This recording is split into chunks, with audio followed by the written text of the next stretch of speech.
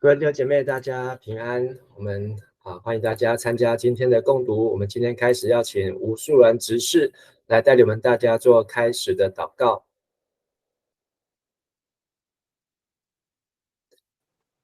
素兰姐的麦克风有没有打开？有。好，我们同心来祷告。亲爱的天父，感谢赞美你。透过圣经历代志最近共读的章节，让我们知道大卫为了建造圣殿做好准备的态度，是我们每一个人侍奉的榜样。我们知道自己做的不够，求主来赦免我们的罪，但是我们的心里尊主伟大的那份态度是永远不会改变的。主啊，求你给我们智慧，透过圣经的共读，陈牧师的教导，让我们领受神的话语。因为我们知道，我们不论在哪里，上主你都与我们同在。我们也要将最好的服事献给主，让神的名得荣耀。奉主耶稣基督的名求，阿们。阿们。我们昨天分享到历代志上的22章，讲到大卫他为所罗门要建造圣殿的预备许多的材料，金银铜铁香柏木石匠凿石头，同时他也领受上帝的应许来传递给他的儿子大卫所罗门。所以大卫告诉所罗门要为上主建造圣殿，同时也要遵守上帝的律例诫命，就要得福。那这也是在我们主日当中有时候分享的信息。而在这段过程当中，其实我们可以透过历代志还有撒母耳记下跟列王记上来做一个对照，就是到底建圣殿的这个时间序，我们就可以透过这3卷书把它结合起来。大卫想要建造圣殿这件事情记载在撒母耳记下的第7章以及历代志上的17章。而后来大卫他的年纪老迈，这件事情呢已经从撒母耳记结束了，然后就来到了列王记上第1章。所以从撒母耳记下的第7章到列王记开始都没有再提到关于圣殿的事情，反倒是历代志花了不少的篇幅，17章，然后到昨天22章，以及我们今天要读的23章都在讲到关于圣殿的事情。但是呢，大卫年纪老迈的时候呢，他的第4个儿子叫做亚多尼亚，他想要来当王因为他的大哥不在了，然后押沙龙也不在了，所以他想要来篡他父亲的王位他觉得顺理成章，他是老四，所以他可以来当这个王位。但是这件事情只有记载在列王记上，而历代是没有提这件政治的事件，这是一个叛变。但是在这个叛变当中，也促使了所罗门被立为王。所以在列王记上的第1章，我们可以看到很清楚的记载，这个拿单去见拔示巴，拔示巴去见大卫，大卫就答应拔示巴还有拿单要膏所罗门为王但是呢，在历代志的记载倒是蛮特别，他没有讲到这个政治的事件，他反而是用不同建造圣殿的角度来2次讲到所罗门被立为王，分别是今天的23章以及我们下个礼拜会读到的29章。所罗门2次被立为王，但是呢都是同一个使命目的，就是为了要建造圣殿。所以我们在读列王记的时候这个政治意味浓厚，特别历代志呢是在信仰的上面，圣殿的建造上面。所以接下来历代志我们今天读的23章一直到29章这么长的篇幅，就是我们接下来这个礼拜要读的大卫他如何安排圣殿的硬体，还有这些的软体，还有这些人员的编制，大卫如何来预备，这都是在大卫临终之前他就所做的事情。所以对于建造圣殿这件事情呢，大卫是有头有尾，做到他生命的最后虽然不是最后一刻但是他是各样的事情都具备甚至在列王记上的第2章讲到大卫给所罗门的遗训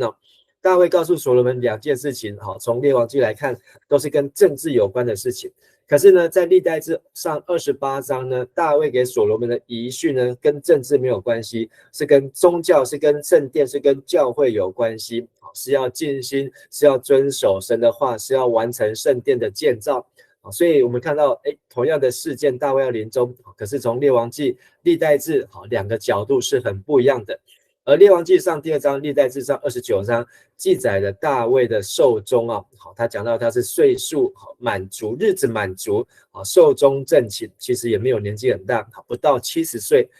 或是70岁多一点点的这样的年纪啊，但是他就睡了。而所罗门就做王啊，但是呢，做王什么时候呢？是在大卫过世以前哦，所以是在我们刚才前面看到是在所罗门做王是在列王记上的第1章，历代志上的23章，所以大卫就是退位了，他退位，而所罗门也跟然后接下来我们会读到的历代志下，所罗门跟神祈祷的事情呢，记载在列王记上的第3章。那这个圣殿从大卫想要建造圣殿到圣殿最后完工，会在第几章呢？就是在列王记上的第8章，也是历代志下的第7章啊。所以历代志上的17章一直到历代志下的第7章，这么长的篇幅当中，他就是在讲到关于大卫想建圣殿，而所罗门接续来建造圣殿这样的记载哦，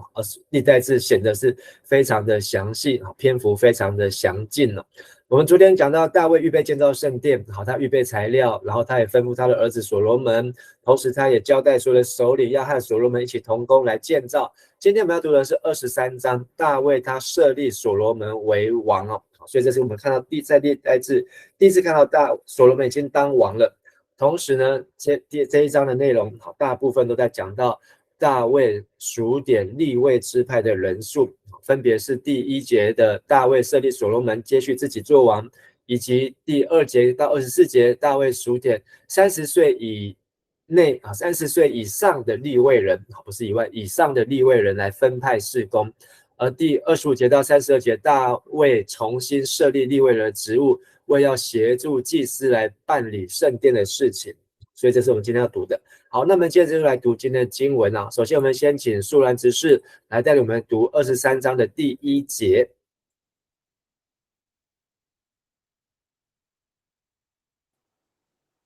第1节，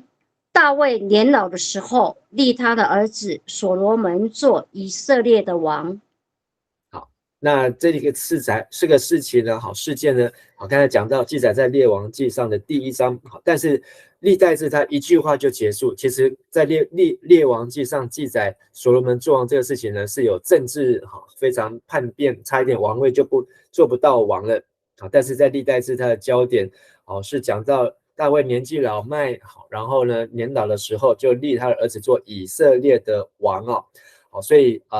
但是在29章的时候我们会看到大卫再一次设立他的儿子做王，所以从23章到29章都是所罗门大卫已经交棒，那在这个当中是一个过渡时期。好，接着呢是讲到关于利未的事情，我们从第2节来读到第6节。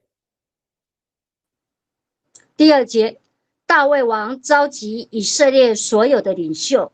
祭司和利未人，他调查30岁以上的利未人男子，总数有38000人。王派24000人担任管理圣殿的工作，6000人保管记录和裁决争议的事，4000人担任守卫的工作，4000人使用王提供的乐器担任颂赞上主之事。第6节，大卫根据利未人所属的宗族，把他们分成葛顺、哥辖、米拉利3组。好，谢谢。好，那这里是圣经唯一记载大卫来数点利未人那我们之前读到21章的时候，就是前天大卫因为数点以色列的子民百姓，不论是来自于撒旦或是来自于上帝，就被上帝刑罚，以至于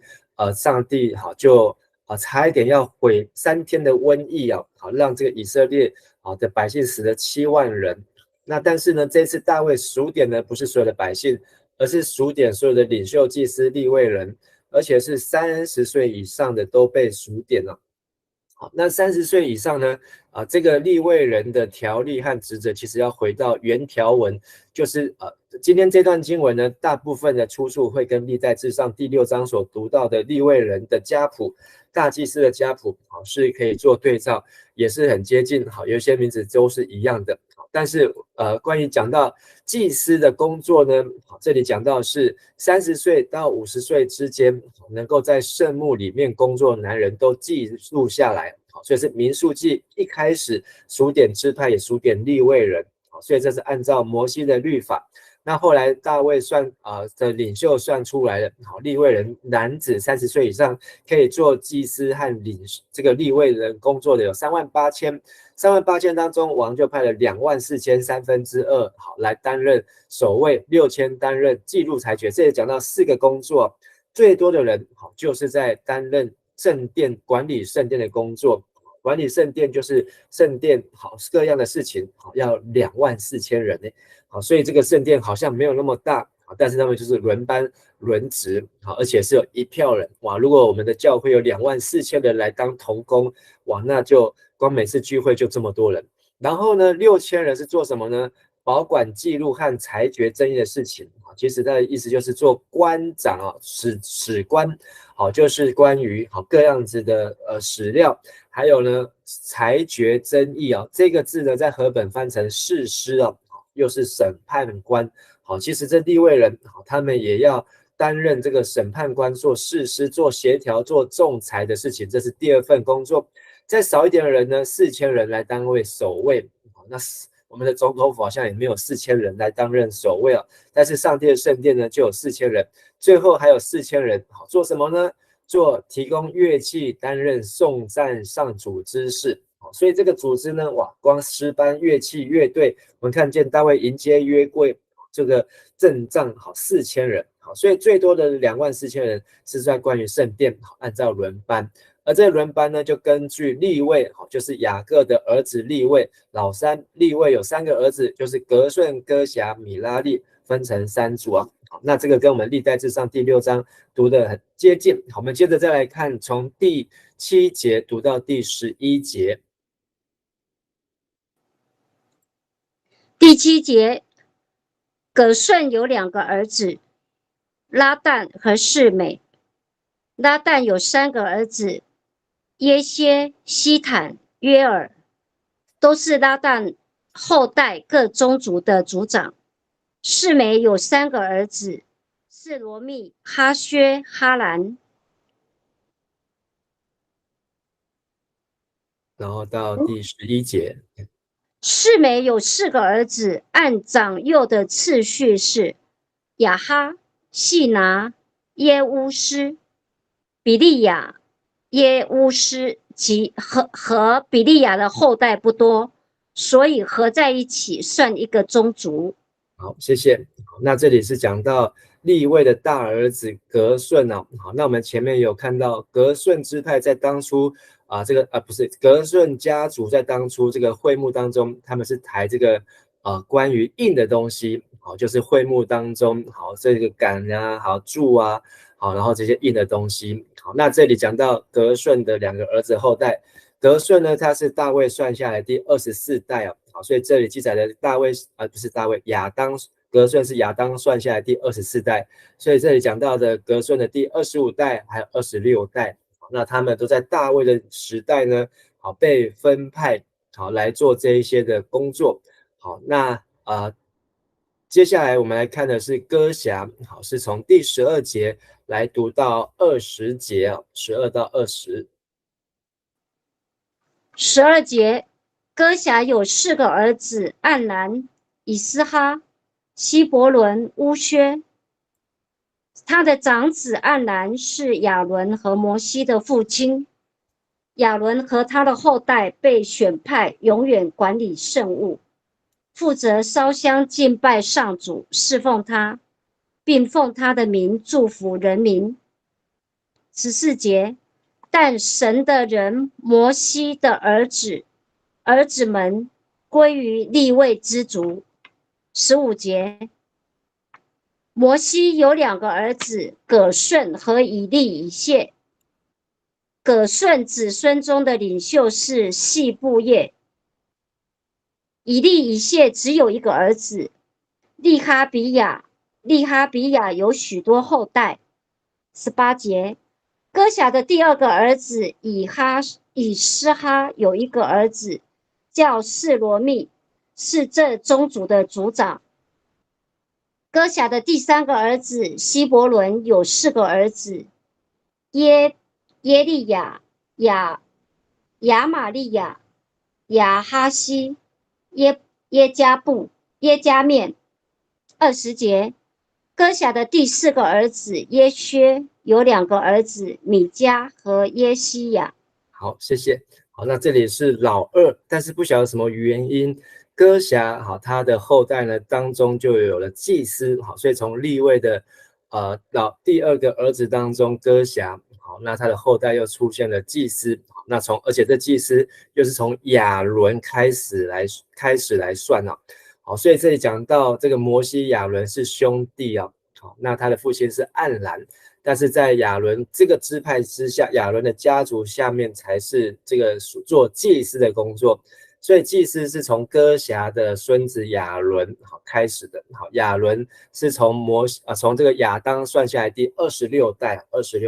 所以在这个家族当中，我们可以看到第24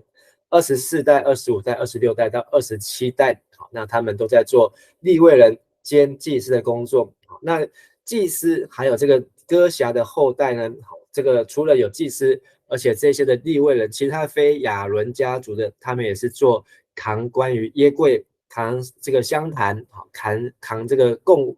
陈设饼的桌子，好，都是重要的这些器物，好，所以是由哥辖的后代来负责。但是呢，我们等一下要看到这样的工作呢，好，其实他们会比较轻松，因为过去是移动的会幕，然后约柜也在跟着移动当中。但是到了大卫城耶路撒冷之后，这个会幕圣殿盖起来之后，就再也不移动，约柜也不移动，但并不是永远哦，而是它就是在这个圣殿当中。好，我们再来看第3个是米拉利，我们从21节读到23节。21节，米拉利有2个儿子，抹利和姆士。抹利也有2个儿子，以利亚撒和基士。以利亚撒死后没有儿子，只有女儿。他的几个女儿嫁给他们的堂兄弟，就是基士的儿子们。米拉利的次子姆士有3个儿子，莫利、以德、耶利摩。好，谢谢。好，那这个米拉利的后代在扛抬的就是会幕的所有器物，好，所有这些的重物的东西。好，那所以包括这些的布幔啊，包括这一些的外帐啊，好，包括这些的绳索啊，好，都是米拉利老3的后代在扛抬。但是到了大卫要准备建造圣殿，好，那这些呢，他们就通通改为其他的方式啊。但是我们知道这里38000人当中，好，分为3大家族，就是格顺、哥辖、米拉利，好，而有24000人是在圣殿，有6000人是做官长、书记官和审判官，4000做守卫，4000做诗班啊，好，音乐的侍奉。好，所以我们看到这3大家族可以对照的就是这个历代志上的第6章，好，这个家谱当中，好，这些名字呢，好，也在出现，好，包括利未其他的后代，包括这里讲到圣殿的歌手，好，历代志上第6章的更详细啊，好，把这些想往后推。好，那我们接下来再看从第24节和26节啊，就是做一个总结小节，24到26节。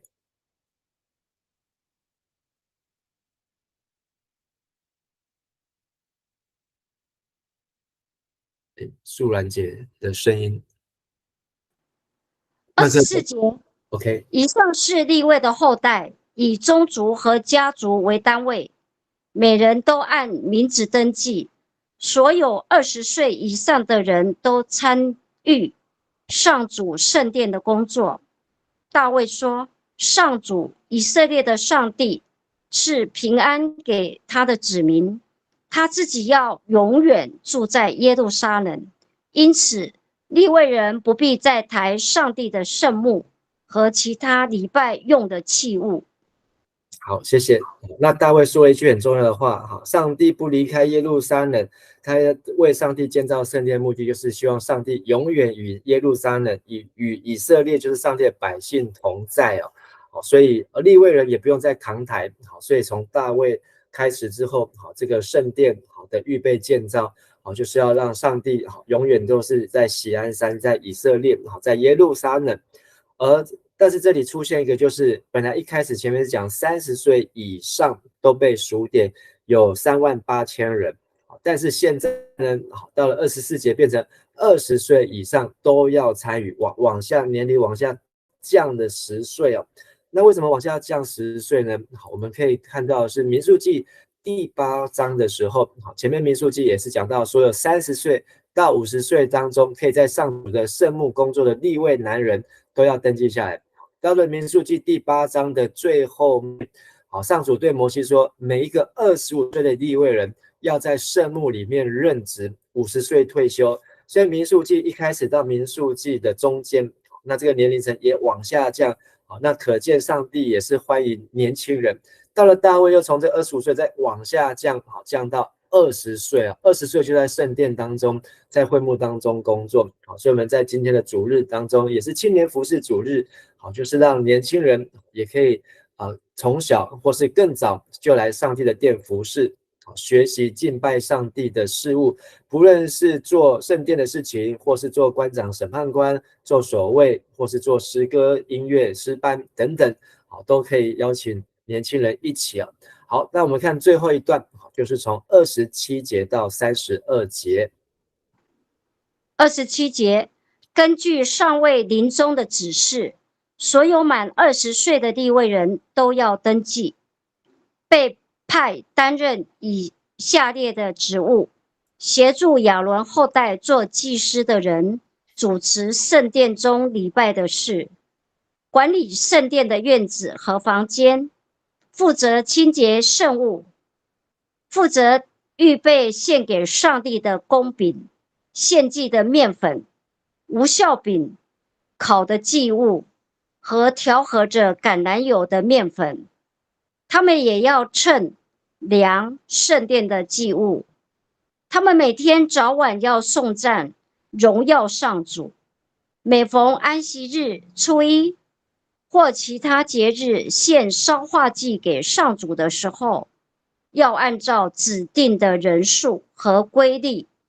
执行敬拜上主的职务。他们负责看管上主的圣幕和圣殿，并协助他们的亲属亚伦后代主持圣殿礼拜事宜。好，那这段记载呢，圣经当中没有其他地方记载，就只有这边看得到。看得到的就是整个摩西在旧约当中的会幕的建造，现在要转型变成大卫要为上帝建造的圣殿，就是所罗门圣殿。还有原来在摩西在五经当中的利未记，所有利未人的工作的职责条例，他们的服事，在这边大卫也做了一个新的诠释和调整所以大卫的诠释调整呢，就是把年纪降得更低，从30变25，再从25变到20。所以20岁以上呢，就成人就要来被派担任几样的事情呢。第一个呢，就是协助亚伦做祭司的人，主持圣殿中礼拜的事这个协助呢，应该是和本说做亚伦子孙的帮手，原文就是做亚伦的手。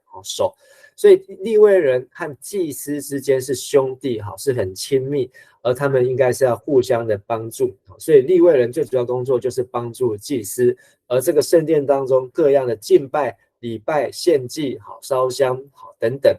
都由利未人要来，20岁以上的利未人就要来协助。还有第二个就是要来管理圣殿的院子和房间那这个时候圣殿要知道，这时候圣殿还在一个脑海当中，还在大卫的脑海当中，或是他画出来的建造蓝图当中，但是呢还没有开始兴建。兴建圣殿呢是在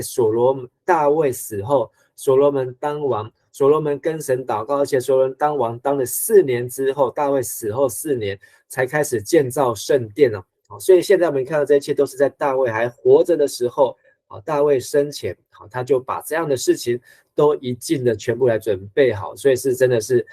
很难想象。再来清洁圣物，这些利未人清洁也要预备什么呢？献给上帝的供饼，所以他们要做厨房、做烘焙、做献祭的面粉、无酵饼、烤的祭物。所以刚才说30岁以上有38000人，现在再往下降10岁呢，可能在4、5万人以上至少有4万人到5万人以上。好，所以这么多的人，他们要来分班，好，然后都要学习，好，然后要每一天都要做这些事情。然后呢，除了这些的烘烤之外，还有调和的橄榄油的面粉，要称也要量圣殿的基物，所以他们要很精准，确认数量，确认大小，每一个是要献给上帝的，好，都要精确准确，因为利未人他们不用去上班。他们不用去工作，他们不用去耕田，他们不用去放羊，而他们就是做圣殿工作。而其他的12支派，他们都会来将1/10献到圣殿，而圣殿再把这些的1/10就是供养利未人，而1/10当中的1/10还会再来供养这些的祭司啊。好，所以最后30节，这一些利未人加祭司，每天早晚颂赞荣耀上主啊，好，所以他们是专职专人。然后每逢安息日，还有初一，还有节日，就要献祭，然后都要按照指定的人数规律执行敬拜上主的职务啊。